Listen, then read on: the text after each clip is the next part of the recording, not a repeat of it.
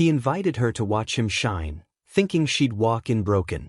But when she arrived with two small hands in hers and eyes that mirrored his own, the man who thought he had everything finally realized what he'd lost.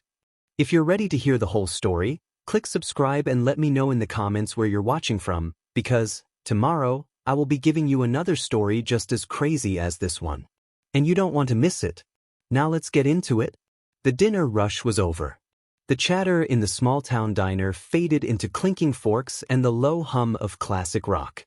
Janelle Carter wiped down the last booth with a sigh, her movements slow and practiced. Outside, October rain tapped softly against the windows like a memory that wouldn't go away. "Mommy, I drew a tiger today," Ava's tiny voice said beside her, swinging her legs from the cracked vinyl seat. "And I drew a volcano that exploded." Noah added, his voice a notch louder, a red crayon clutched like a weapon in his sticky hand. Janelle smiled, her tired eyes softening as she crouched between them. "A tiger and a volcano? My little artists are on fire today." They giggled. The sound was everything. She glanced at the clock, 9:12 p.m. She still had a sink full of dishes to do, lunches to pack, laundry waiting at home. And rent due Friday.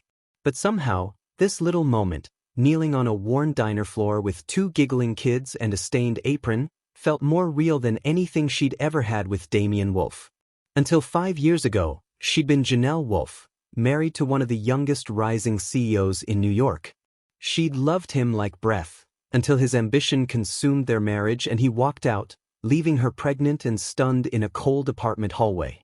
She hadn't seen him since. Not once. Not even when she'd sent the letter. Not even when Ava spent 2 nights in the NICU. And then, last week, a glossy white envelope had arrived in her mailbox.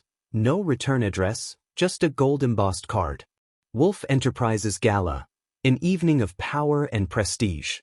Hosted by CEO Damian Wolf. There was no explanation. No note.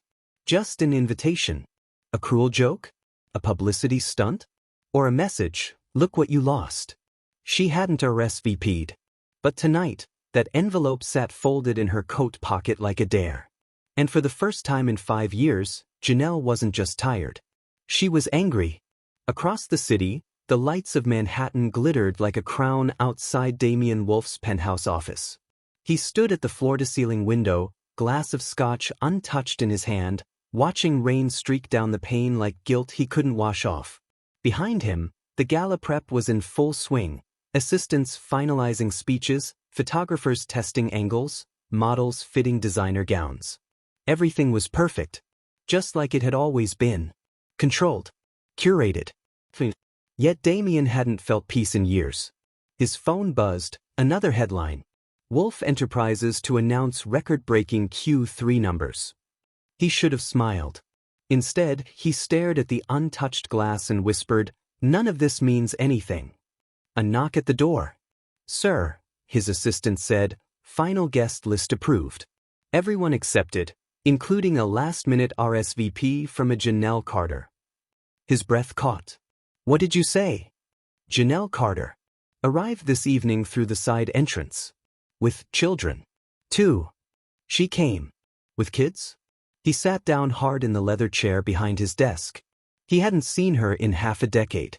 She was supposed to fade into memory, another cost of success. Another fire he walked through. But she hadn't faded. She was here. With children. Children. A bitter smile curled his lips. She couldn't have, could she? She would have told him. Wouldn't she?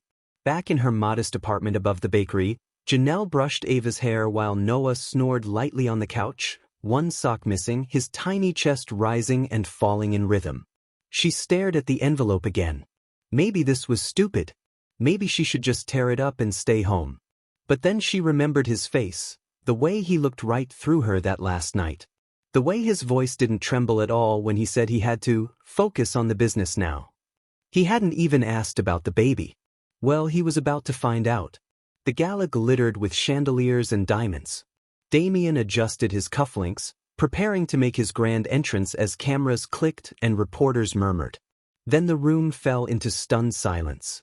She walked in, not in silk, not in shame, but in a simple navy dress, her posture tall, her expression unreadable.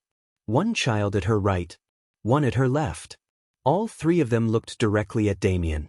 And Janelle said, softly but clearly enough to pierce the noise, "Don't worry. We're just here to return what you left behind." The ballroom was gold and crystal, awash with soft violins and artificial laughter. Waiters glided past with champagne flutes, and New York's elite sparkled beneath the chandeliers like living currency. Damien Wolfe stood near the stage, drink in hand, a polite smile frozen on his face as investors circled him like moths to fire. And then, silence. Not the kind that falls gently. The kind that drops like a curtain. All eyes turned toward the entrance. There she was. Janelle. Hair pinned up. Simple navy dress. No jewelry, no designer label, no mask. And beside her, two small forms. One boy. One girl. Twins. They weren't dressed for a gala. Ava clutched a tiny backpack. Noah wore sneakers with one untied lace. Both stared with wide, curious eyes at the glittering crowd. Damien's world tilted. His hand tightened around the glass until it creaked. He forgot to breathe. The boy had his eyes. The girl had Janelle's chin. But his eyebrows, they didn't just look like him. They were him. Janelle stepped forward. Not fast. Not slow. Controlled. She stopped just a few feet from Damien, the twins still holding her hands. "I see success looks good on you," she said evenly, voice like silk over stone. Damien opened his mouth, but nothing came out. Ava looked up. "Mommy, is that the man in the picture?" Gasps rippled through the crowd like a ripple in oil. Damien finally spoke, his voice low, defensive. "Janelle, what the hell is this?" "Truth," she said. "Long overdue." His gaze darted between her and the kids. "You brought them here? To what? Make a scene?" Her laugh was quiet. "You invited me. I just brought everything you left behind." Suddenly he was back there, in their old apartment. Her eyes wide, a test in her hand. "Damien, I'm pregnant." His voice, cold. His own voice. "I have a board meeting in 20 minutes. We'll talk later." Later never came. Now he looked at the children, the proof of what he ran from.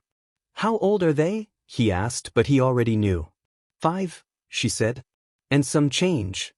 Someone in the crowd whispered. She stepped closer, not shrinking. "They like peanut butter."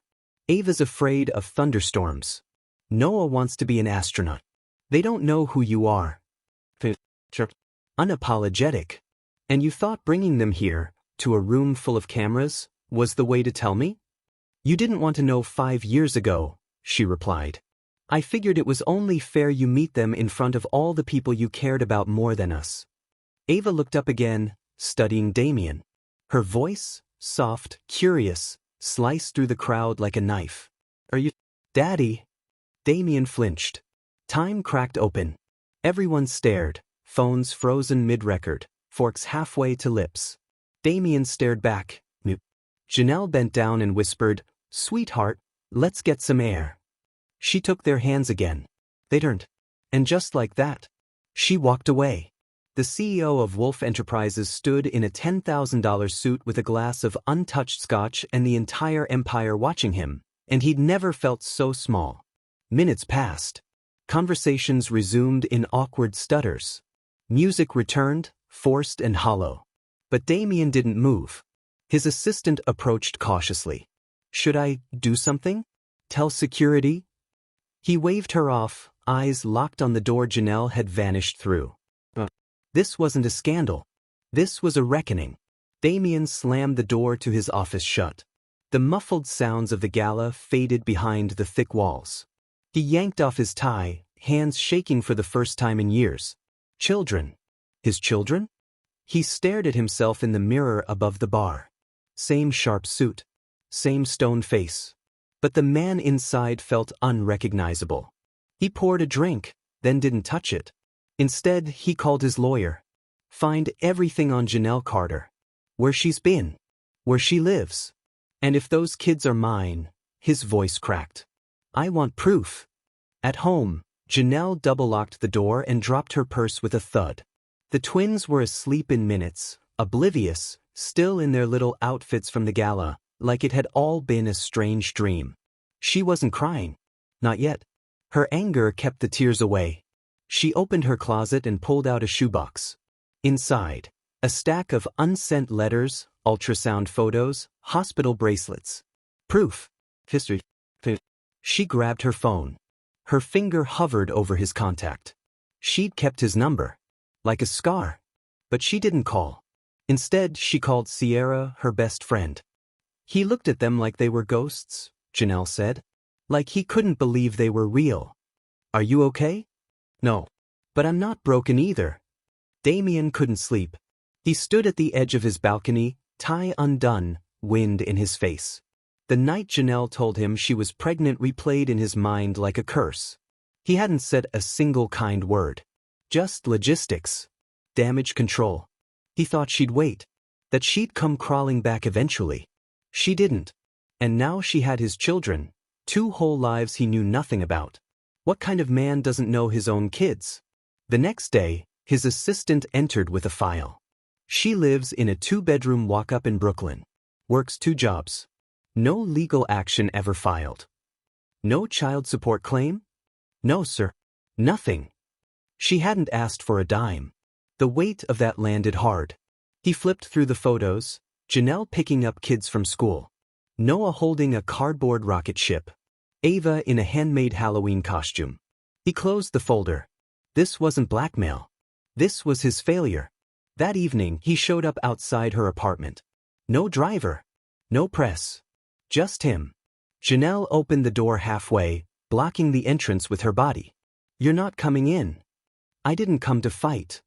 She crossed her arms. What did you come for? He looked at her, really looked. I need answers. I need. His voice caught again. I need to know if they're mine. She didn't flinch. They are. Silence. You think I would have walked into that circus with someone else's kids? Just to shake you? I don't know what to think anymore. She shook her head. That's the problem. You never did. He turned to leave. Stopped. Can I at least see them? Janelle hesitated. She didn't say yes. But she didn't close the door either. Not tonight. The pause. Come back when you're not looking for control. Come back when you're ready to be a father. Not a so. And she closed the door. Gently. It started with a cough. Then Noah woke up wheezing. Janelle rushed him to there with Ava in tow, panic buried under calm instinct. Asthma. Fin. Worse than last time. Fluorescent lights. Beeping machines. Forms to fill. She sat in the waiting room, arms wrapped around Ava, watching Noah's small body disappear behind the swinging double doors. A shadow appeared beside her. Damien. How did you? Your neighbor. I left my number. She blinked. You really do have eyes everywhere. He sat, not too close. Not too far. What happened? Noah's asthma. I think the smoke machine at the gala triggered it. Damien looked down. I'm sorry. Janelle didn't reply. The waiting room was cold. Ava leaned against Damien's arm without thinking, half asleep. He froze. Then slowly let her stay. Janelle watched. Quietly. Damien didn't speak for a while. Then, he looked scared when they took him in. I didn't know it could hurt this much. Janelle didn't soften. But she didn't push him away either. Welcome to parenthood. I didn't run from them, Damien said suddenly. No. Janelle's voice was low. Because it sure felt like it. I ran from myself. From the version of me that could care. That could lose. She turned. You don't get points for admitting you were a coward. I'm not asking for points, he said. I'm asking for a chance. A nurse approached. You're Noah's family? Janelle stood. So did Damien. She hesitated. Then nodded once. Yeah. We both are. The nurse led them down a narrow hallway. Noah was awake, small and pale, tubes at his nose, blinking groggily. Damien froze in the doorway. Then he stepped forward and placed a gentle hand on the boy's blanket. Noah looked up. You came. Damien's jaw clenched. Yeah, buddy. I did. Ava climbed onto the edge of the bed. Janelle helped her. Damien pulled a chair close, uncertain. They sat like that, imperfect, unsure, but together, for a long time. No business. No bitterness. Just breath. And in that fragile quiet, something shifted. Noah was home now, resting, breathing steady. Janelle made soup. Ava colored at the kitchen table. Damien stood in the doorway, jacket slung over his arm, unsure if he belonged. Janelle walked past him without looking. You can stay for dinner. If you're not afraid of crayons in your soup. He almost smiled. They ate in calm silence. No one said the word father. But Ava drew him next to them, stick arms around all four of them.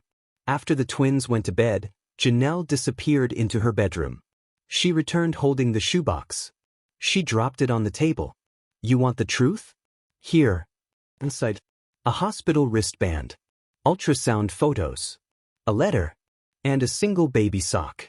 Damien stared at them like relics from a life he'd buried. You sent this? He asked. She nodded. Twice. I never saw it. Of course you didn't. You made sure no one could get to you. Not even your own wife. He didn't argue. Just touched the sock gently, like it would vanish. My father left when I was 9, Damien said quietly. He packed one bag and didn't say goodbye. My mother drank. And reminded me every day that I looked like him. Janelle leaned against the counter. I swore I'd never be that man. But when you told me about the baby, something broke. Not because I didn't care. But because I did. You had a choice, she said. I know. I'm not here to rewrite the past, he said. You did the hard part. You raised them. You kept them safe. And I can never undo that. She swallowed. I hated you, she whispered. For so long I hated you. And I hated that part of me still hoped you'd show up.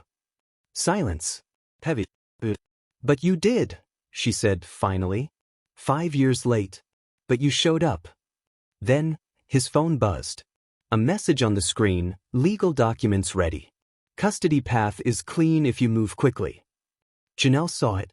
Everything froze. Her face hardened. Is that why you're here? Building a case. Damien stared at the message, horrified. No. I didn't. She backed away. Don't feed me more lies. I didn't ask for that. I didn't. But she was already picking up the box. The moment was gone. Please, he said, voice raw. That's not what this is. She opened the door. You should go. He hesitated. Then left. Outside, rain started again. Inside, Janelle locked the door, this time, without shaking hands. 2 days passed. No calls. No visits. Then a knock. Gentle, hesitant. Janelle opened the door to find a paper bag. No note. Inside, 2 inhalers, children's vitamins, a box of Ava's favorite cereal, and a small plush tiger. She stood there a long moment before stepping back inside. Later that afternoon, Damien showed up. He didn't knock. Just waited by the steps as Janelle and the twins returned from the library. She didn't speak. Neither did he. Noah ran to him. You forgot to say bye. Damien knelt. I'm sorry, bud. That was a mistake. Noah grinned. Forgiveness came easy at 5. Ava looked up. You want to come to the park with us? Janelle gave the smallest nod. They walked in silence. Damien pushed Ava gently on the swings. Noah raced ahead with a stick, chasing invisible monsters. Janelle sat on a nearby bench, arms folded, but not coldly. Just watching. Damien joined her. You were always better at this, he said. Being present. She didn't answer right away. Then, you're not bad at it. You're just late. He leaned forward, elbows on knees. I don't know what kind of man I'm supposed to be now. Start with being one who shows up, she replied. The beat. Like this. Yeah, she said. Like this. No anger. No accusation. Just truth. Back at the apartment, Ava brought out crayons. Noah dragged Damien into building a cardboard rocket. They laughed when it collapsed. Ava made them all wear construction paper hats. Janelle stood at the kitchen sink, watching. For a moment, it looked like a life they could have had, still might. The kids fell asleep fast. Janelle walked Damien to the door. No tension. Just a quiet space between them. I meant what I said, he told her. About wanting to be better. Not just for them. For me. For you. She nodded slowly. We'll see. He took that for what it was, a maybe. And maybe was more than enough. The evening was unremarkable. Homemade pasta. Homework scattered across the table. Laughter when Noah smeared sauce across his face. Damien was there. Comfortable. Present. Helping Ava sound out words in her reading book. Janelle cleaned the kitchen, stealing glances. She didn't want to admit it, but something about this rhythm, felt right. Too right. After dinner, while the twins played, Janelle grabbed Damien's jacket from the chair to hang it up. His phone slipped out of the pocket. Screen lit. A message flashed. Custody documents drafted. Waiting on your final call. Ready when you are. Her body went cold. He came into the hallway smiling. Noah asked if I could take them to the planetarium this weekend. Janelle turned. Phone in hand. Message still glowing. Her voice dropped. Are you filing for custody? His face froze. Smile vanished. I didn't ask for that. My lawyer, he's just. Doing what? Planning to take them from me? No. That's not what this is. Then what is it, Damien? A game? A strategy? You smile at them, win their trust, then file paperwork behind my back. His silence was answer enough. She handed him the phone like it was something dirty. You're still the man who left, she said. Just better at pretending. That's not fair. What part of this has ever been fair? The twins peeked from the doorway, confused by the rising voices. Mommy. Janelle knelt, calming them. It's okay, sweethearts. Go to your room. I'll be there in a minute. They obeyed, slowly. You think I'm afraid of a courtroom? She said once they were gone. You think I'm afraid of some polished lawyer trying to tell a judge I'm not enough? No. That's not what I want. Then why haven't you told him to stop? Why haven't you shut it down? I didn't know how to stop wanting to protect what's mine. Her eyes sharpened. They're not possessions, Damien. They're people. My people. He stepped back. I never wanted to fight you, he said quietly. You already are. She didn't yell. She didn't cry. She simply opened the door. And this time, she didn't ask him to come back. Damien sat in his car for over an hour. He didn't turn the engine on. Didn't check his phone. He stared at his reflection in the rearview mirror. The message still haunted him. Custody documents drafted. He hadn't told the lawyer to stop. He hadn't told the truth soon enough. Because somewhere in his mind, he still thought winning meant owning. And now? Now he had nothing. Back inside, Janelle folded the twins' laundry with slow hands. Ava's socks. Noah's tiny jeans. A shirt Damien had bought. She didn't cry. She was past that. But the ache in her chest wouldn't leave. He had started to show up. He had started to try. But trying only mattered when it was real. She picked up her phone.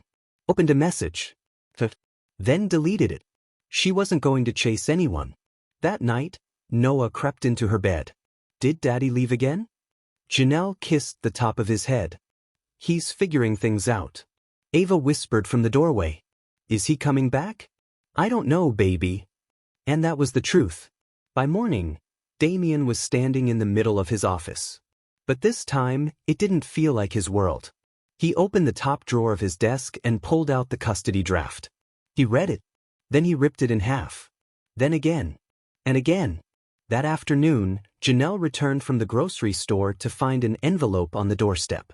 No stamp. No name. Just her name, handwritten. Inside, a single sheet. Janelle. I told myself I wanted to be part of their lives. But the truth is, I wanted to control what I had already broken. You were never the problem. I was.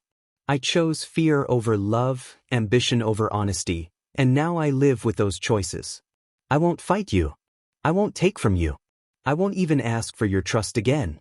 But if there's space for me to keep earning it, as their father, and maybe as something more, I'll be here. No conditions. No contracts. Just me. Damien. She stood at the kitchen sink, letter in hand, sunlight warming her shoulders. A single breath escaped her lips, not quite a sigh.